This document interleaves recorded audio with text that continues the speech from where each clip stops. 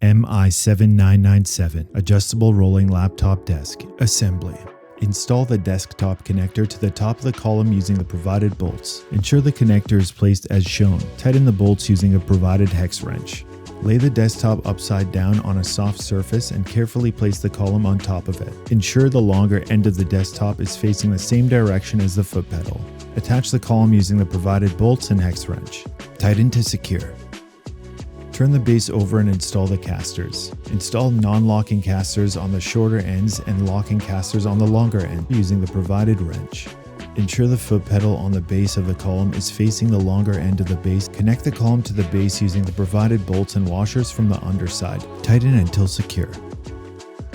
The desk can be raised and lowered using the foot pedal at the base of the column.